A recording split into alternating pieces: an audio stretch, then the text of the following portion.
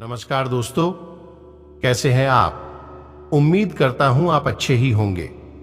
दोस्तों, आज फिर मैं हाजिर हूं एक और नई कहानी के साथ। तो चलिए दोस्तों, कहानी शुरू करते हैं। कहानी का शीर्षक कुछ इस तरह का है, कर्म बड़ा है या भाग्य। इस दुनिया में दो तरह के इंसान रहते हैं।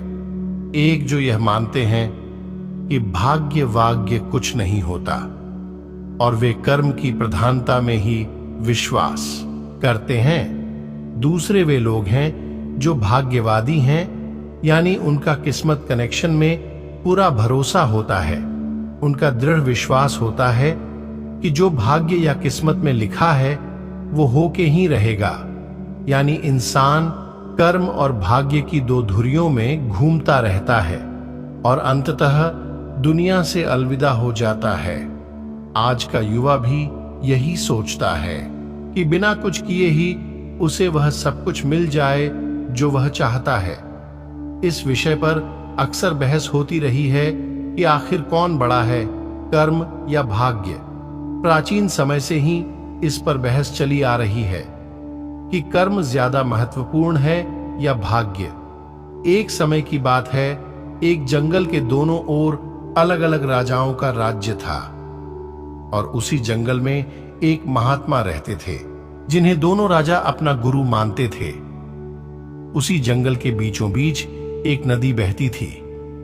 अक्सर उसी नदी को लेकर दोनों राज्यों के बीच झगड़े फसाद होते रहते थे। एक बार तो बात बिगड़ते बिगड़ते युद्ध तक आ पहुंची। कोई भी राजा सुलह करने को तैयार नहीं था, तो उन दोनों में युद्ध तो निश्चय ही होना था।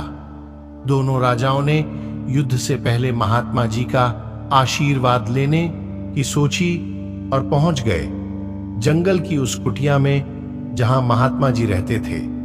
पहले एक राजा आया और उसने महात्मा जी से युद्ध में विजय का आशीर्वाद मांगा। महात्मा जी ने कुछ देर उस राजा को निहारा और कहा कि राजन, तुम्हारे भाग्य में जीत नहीं दिखती और आगे ईश्वर की मर्जी। यह सुनकर पहला राजा थोड़ा विचलित तो हुआ, फिर उसने सोचा कि यदि हारना ही है तो पूरी ताकत से लड़ेंगे, परंतु यूं ही हार नहीं मानेंगे, और अगर हार भी गए तो हार को भी औरों के लिए उदाहरण बना देंगे, परंतु आसानी से हार नहीं मानेंगे। यह निश्चय कर वह वहां से चला गया। दूसरा राजा भी जीत का आशीर्वाद लेने महात्मा जी के पास आया, उनके पैर छुए और विजय का आशीर्वाद मांगा। महात्मा जी ने उसे भी कुछ देर निहारा और कहा कि बेटा, भाग्य तो तुम्हारे साथ ही है। यह सुनकर राजा तो खुशी से भर गया और वापस जाकर निश्चिंत हो गया, जैसे कि उसने युद्ध तो जीत ही लिया हो। अंततः युद्ध का दिन आया। दोनों राजाओं की सेना एक दूसरे के आमने सामने थी और युद्ध का बिगुल बज गया। युद्ध शुरू हो चुका। एक तरफ की सेना यह सोचकर लड़ रही थी, चाहे किस्मत में हार ही क्यों न हो, पर हम हार नहीं मानेंगे।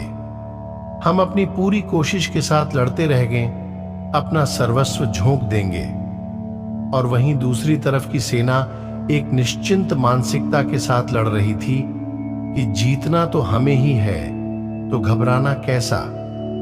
लड़ते लड़ते दूसरी सेना के राजा के घोड़े के पैर का नाल भी निकल गया और घोड़ा लड़खड़ाने लगा, पर राजा ने ध्यान ही नहीं दिया, क्योंकि उसके दिमाग में एक ही बात चल रही थी कि जब जीत मेरे भाग्य में ही है तो फिर किस बात की चिंता।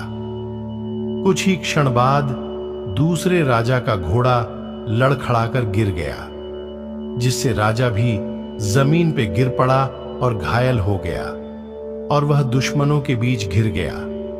पहले राजा के सैनिकों ने उसे बंधक बना लिया और उसे अपने राजा को सौंप दिया।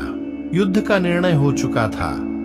युद्ध का परिणाम बिल्कुल महात्मा जी की भविष्यवाणी के उलट था। निर्णय के बाद महात्मा जी भी वहां पहुंच गए। अब दोनों राजाओं को बड़ी जिज्ञासा थी कि आखिर भाग्य का लिखा बदल कैसे गया। दोनों ने महात्मा जी से प्रश्न किया कि गुरुवर, आखिर ये कैसे संभव हुआ? महात्मा जी ने मुस्कुराते हुए उत्तर दिया, राजन, भाग्य नहीं बदला, वो बिल्कुल अपनी जगह सही है, पर तुम लोग बदल गए हो। उन्होंने विजेता राजा की ओर इशारा करते हुए कहा कि अब आपको ही देखो राजन, आपने संभावित हार के बारे में सुनकर दिन रात एक कर दिया। सब कुछ भूलकर आप जबरदस्त तैयारी में जुट गए, यह सोचकर कि परिणाम चाहे जो भी हो पर हार नहीं मानूंगा। खुद हर बात का ख्याल रखा, खुद ही हर रणनीति बनाई, जबकि पहले आपकी योजना सेनापति के भरोसे युद्ध लड़ने की थी। अब महात्मा जी ने पराजित राजा की ओर इशारा करते हुए कहा कि राजन, आपने तो युद्ध से पहले ही जीत का जश्न मनाना शुरू कर दिया था। आपने तो अपने घोड़े की नाल तक का ख्याल नहीं रखा। फिर आप इतनी बड़ी सेना को कैसे संभालते और कैसे उनको कुशल नेतृत्व देते? और हुआ वही जो होना लिखा था। भाग्य नहीं बदला, पर जिनके भाग्य में जो लिखा था उन्होंने ही अपना व्यक्तित्व बदल लिया। फिर बेचारा भाग्य क्या करता।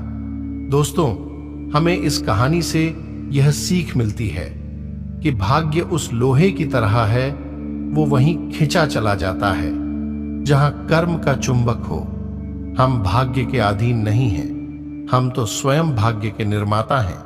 यह सत्य है कि भाग्य भी उन लोगों का साथ देता है जो कर्म करते हैं।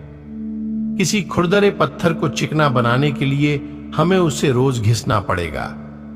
ठीक ऐसा ही हमें अपनी जिंदगी में समझना चाहिए। चाहे हम जिस भी क्षेत्र में हों, किसी भी स्तर पर हों, हम अपना कर्म करते रहें। और इसी के साथ आप सभी को नमो बुद्धाय।